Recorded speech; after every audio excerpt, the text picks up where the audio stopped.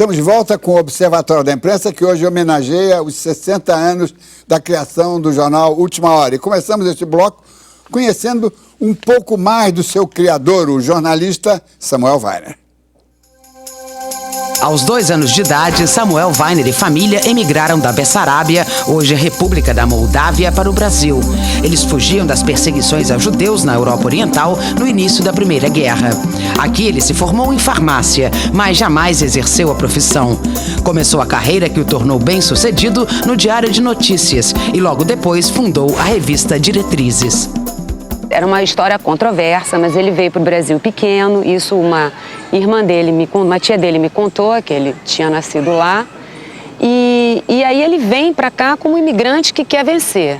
Me interessava ver como é que era essa questão identitária do Samuel Weiner, brasileiro, porém judeu, e como isso vai ser um mote para ele exercer plenamente toda a função de jornalista e um ator importante dentro da história da imprensa e da história do Brasil também. Ele vinha da revista Diretrizes, que desafiou a ditadura de Getúlio e depois virou amigo de Getúlio. Quer dizer, ele era uma pessoa muito hábil e eu acreditava nisso, nessa habilidade de Getúlio. Agora, pessoalmente, ele, embora fosse uma pessoa de aparência muito severa, ele era uma pessoa muito boa e muito cordata. Eu costumava até dizer o seguinte: olha, o Samuel é o único judeu que não gosta de dinheiro que eu conheço, porque ele era muito liberal, inclusive. Ele foi o único repórter brasileiro que cobriu o julgamento de Nuremberg. Isso credenciava ele como um grande repórter latino-americano. Quando eu comecei a entender melhor a família do meu pai e a prestar mais atenção, meu pai, ele sempre fez muita questão de separar os filhos dele da família. A gente não era embolado com a família Weiner, eles eram 9 irmãos. E meu pai optou por não ficar uma família muito cúmplice, muito íntima. Ele guardava a gente no cantinho dele. Ele está trabalhando no jornal, no início dos anos 50, e mandam ele fazer uma matéria durante um carnaval sobre o trigo, sobre a plantação de trigo no sul. Ele vai muito irritado fazer essa matéria pro jornal do Chateaubriand. Ele vai, entrevista Getúlio, como bom repórter, traz a manchete, na verdade, do outro dia. Getúlio se aproveita desse talento que está ali com ele e diz para o Samuel: eu voltarei nos braços do povo. Aí Samuel liga para o Chateaubriand e diz: olha, temos a manchete, Getúlio Vargas me disse que volta. Aí parem as máquinas, enfim, faz-se a primeira página e o jornal dá essa notícia. E aí, a partir daí, Samuel vai ficar colado na campanha do Getúlio. Os outros jornais não estão interessados em ter Getúlio Vargas de volta no poder. Getúlio se candidata à eleição para presidente. O único jornal que está cobrindo é o jornal e vai seguir com o Samuel até que Getúlio é eleito. Eu adoro essa frase quando ele fala assim, que o Getúlio diz para ele: tu queres fazer um jornal? Tu queres um jornal? Aí o Samuel diz: quero. Sim, então faça, levante o dinheiro e vá fazer. Apoiado por Getúlio Vargas, o jornalista fundou o jornal Última Hora em 1951. Em menos de 6 meses, o jornal era um sucesso e Samuel Weiner, uma celebridade. Eu presenciava como criança, né? Mas desde pequenininha, desde 5, 6 anos que eu lembro da casa cheia, lembro dos políticos, lembro das festas e das reuniões de madrugada. Assim, eu vou te dizer que a memória que eu tenho mais extravagante era... Eu vi a Brigitte Bardot um dia, quando ela veio ao Brasil nos anos 60, e eu estava lá em cima e eu abri a janela um pedacinho porque ela ia chegar e tal. Mas eu me lembro dos artistas, dos jornalistas, dos presidentes, dos políticos. Era muito agitado e era muito animado e tinha uma mesa de ping-pong e as pessoas tinham jantar o tempo todo, comia, as pessoas iam, entravam e saíam e às vezes a gente também ia. A presidência tinha uma casa de campo, acho que em Jacarepaguá, e a gente ia com meu pai, passava o dia lá com o Jango, com os filhos dele. Eu ia quando a gente morava em Laranjeiras, eu ia no Palácio das Laranjeiras e pedia para nadar na piscina, porque eu achava que era a continuação da minha casa, um horror. Ele tinha um excelente relacionamento político em todas as áreas culturais, artísticas, né? Ele era um homem que vivia também à noite e tal, então ele sentia, né, o pulsar da sociedade. O Samuel estabeleceu um padrão de salários que a imprensa não respeitava, um padrão de profissionalização que retirou os jornalistas daquele sistema do vale, da remuneração quase de favor, para transformar o repórter, o editor, o redator, num agente profissional que, a partir de então, poderia viver apenas do seu trabalho profissional como jornalista. Ele era já um grande jornalista, se tornou um dono de jornal, como alguém ligado ao Getúlio. E as relações políticas dele foram sempre consequência dessa origem, né? E, portanto, no golpe de 64, ele estava ligado ao Jango, não é? Ele era contra o golpe, ao contrário de toda a grande imprensa. Então, as relações políticas dele têm, assim,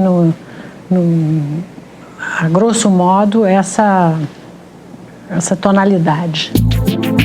A imprensa contrária a Vargas fez campanha agressiva contra Weiner. Seu inimigo, Carlos Lacerda, denunciou nas páginas da Tribuna da Imprensa que Samuel Weiner era estrangeiro, o que o impediria de possuir órgão de imprensa no país. Ele vai começar a ter uma briga com Carlos Lacerda, de quem ele havia sido muito amigo durante a adolescência. Os dois foram do Partido Comunista, depois o Lacerda briga, rompe com Samuel, funda a Tribuna da Imprensa, o Lacerda, e começa a brigar, a não gostar do sucesso da Última Hora e a não querer mais o Getúlio na presidência, e começa a minar o governo do Getúlio Vargas, usando como uma das formas o jornal Última Hora.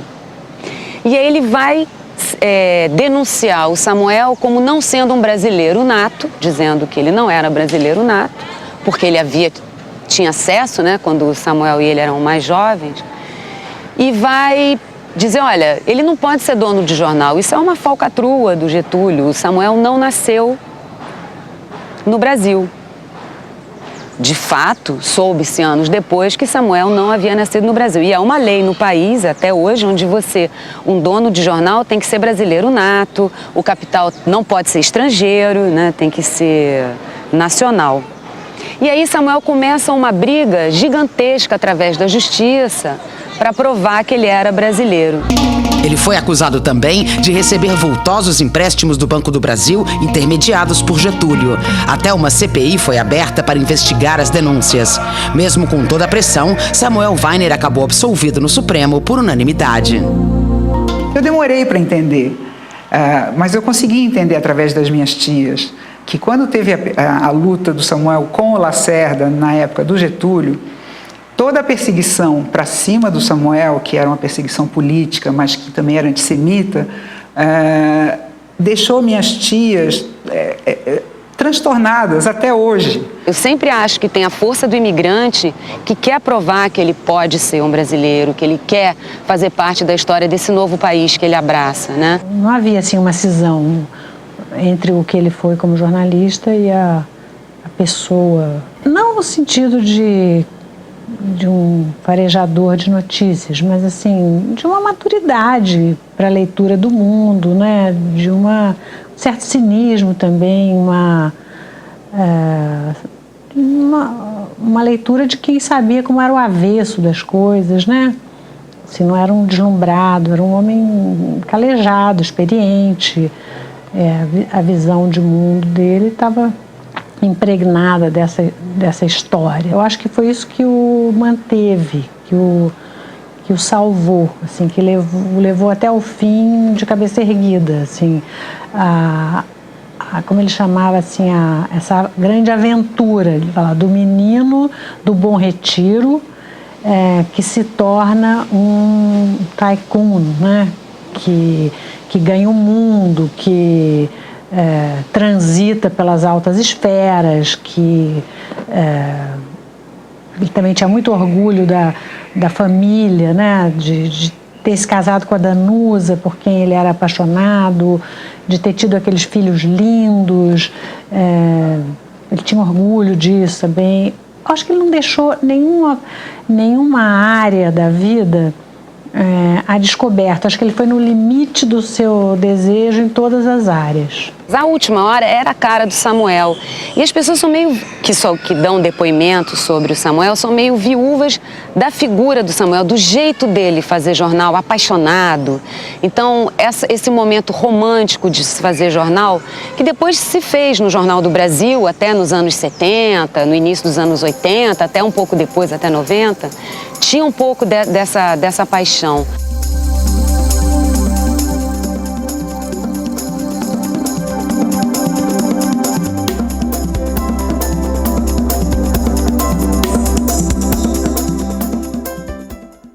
Alzira Abreu, como é que o Samuel deu a volta por cima, depois de ser achincalhado pela mídia toda, humilhado com aquela CPI, com toda aquela devassa pessoal de que ele não era brasileiro? Ele não era brasileiro, mas o pai dele registrou ele como brasileiro, como um preto ao Brasil. Isso, todos os imigrantes faziam isso, milhares fizeram isso. Né? Mas ele deu a volta por cima e logo em cima... Mas, infelizmente, o Getúlio, sitiado, se suicida. Como é que o Samuel conseguiu enfrentar essa virada que foi a morte do Getúlio Vargas? Quer dizer, o período, essa campanha que se faz contra o Samuel, que eu já disse, é uma campanha contra Getúlio, né? E que o Samuel fica, né? Ele é visado por isso. Quando toda essa campanha de que ele não é brasileiro, ele não pode ser dono de jornal, etc., etc., vem o atentado Toneleiros. Não vamos esquecer que há uma tentativa de matar o Carlos Lacerda e que morre, né, nesse 5 de agosto de 54, o major da Aeronáutica. A partir dali se acentua a campanha contra Getúlio, há um pedido maciço, né, da imprensa, dos políticos, para impeachment do Getúlio, que leva ao suicídio em 24 de agosto.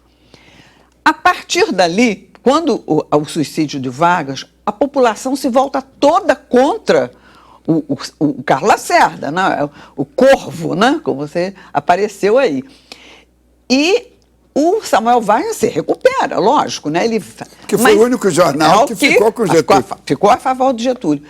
E aí o Carlos Lacerda começa a fazer uma campanha enorme contra o Samuel Weiner e contra a Última Hora, dizendo que o Samuel era comunista e que o jornal pertencia, era um órgão do Partido Comunista. Não vamos esquecer que esse é um momento, anos 50, 54, Guerra Fria, importante nesse momento. Então, isso também tem um papel importante na campanha que o Lacerda vai mover contra o Samuel Weiner, contra a Última Hora. Mas depois vem o Juscelino Kubitschek, né? Aí ele se recupera muito bem, né? Porque ele vai apoiar Juscelino, o desenvolvimentismo, as metas, a construção de Brasília. O período todo de Juscelino, a Última Hora sai muito bem, né? Milton Coelho, você chegou justamente logo em seguida, não é? Quer dizer, ainda com a pecha do Jornal Comunista, isso, não é? Você com Caban lá, como é que foi isso? Olha, uma coisa que a gente não disse aqui é que a Última Hora foi o símbolo da mudança do Brasil, né? Aquilo que ocorreu no final da Segunda Guerra, o Brasil era outro. Não era mais nem o Brasil do Estado Novo e muito menos o Brasil da República Velha. Havia ocorrido uma grande mudança no Brasil.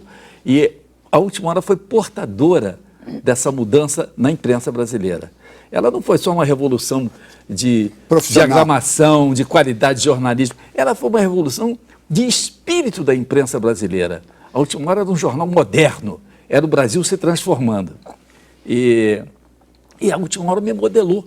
Porque eu entrei já no governo Jânio, como eu disse, estava dentro da Última Hora com o golpe após a renúncia de Jânio, que foi o golpe, aquele momento em que a imprensa, você no Jornal do Brasil, fazia aquela coisa, a reação à censura, e a Última Hora fez um tipo de reação à censura muito interessante. Por exemplo, o Jornal do Brasil não publicava as matérias, censurava com espaço em branco. A Última Hora falseava os títulos, dizia assim, tudo calmo em Belo Horizonte. Nunca me esqueço desse título. E aí a gente mandava tudo que estava acontecendo em Belo Horizonte, pancadaria, etc. Então, a Última Hora sempre foi esse modelo. Então, e eu fui modelado pela Última Hora, quer dizer, em um ano, Eu fui de redator, de copy desk, como se chamava aquela altura, polícia? editor de jornal. Você começou na polícia? Na polícia, fazendo ali, não tinha nem polícia. E com a história, quer dizer, uma historiazinha curta que eu gostaria de contar, para mostrar a alma do Samuel. Morreu uma moça que era uma cocktail girl, uma moça da vida e tal. Mas ele, não sei por que razão, alguma devia ter lá no passado dele, ele foi para a redação para redigir a notícia dela. E Dines, ele fez uma obra-prima de reportagem, de história de um suicídio, sem falar que ela tinha se matado. Ele fazia tudo isso. Como era o nome dela? Miguel Pereira? Alzirinha Miguel Pereira, é a alcunha dela, o nome dela não devia ser esse. Mas era interessante, quer dizer, ele fez questão, porque ele tinha uma relação pessoal com ela, e ele foi para a redação, apareceu lá e começou a bater. Para se entender a alma do Samuel, tem que entender isso. Como foi também, quando eu fui visitá-lo, já numa kitnet em São Paulo, no final da carreira, e eu fui lá conversar com ele, fiquei até contando a história do Dói Corte, estava trocando ideias sobre isso, e ele virou para mim e disse assim, por que eu tinha brigado com o tio Ona? Porque ele queria que eu baixasse meu salário, aí na fase triste, eu disse que não aceitava. Ele virou para mim assim, com o maior carinho, sorridente, Milton, você foi o jornalista mais antipatronal que eu conheci. Era isso. Milton, tem uma pergunta, tem um telespectador, Leonatan Monteiro, de João Pessoa da Paraíba, ele faz uma pergunta, peço que você responda rapidamente. Qual a diferença da cobertura do jornal de Samuel Weiner para a cobertura dos jornais de hoje? A fórmula ainda faria sucesso? Eu acho que sim, eu acho que tem. Claro que teria de ser adaptada ao traduzida para os tempos de hoje. Traduzida para hoje, mas claro que teria sucesso, porque, só para pensar o seguinte, o Samuel criou uma coisa que nunca houve aqui, nunca mais se repetiu, a coluna social da Zona Norte.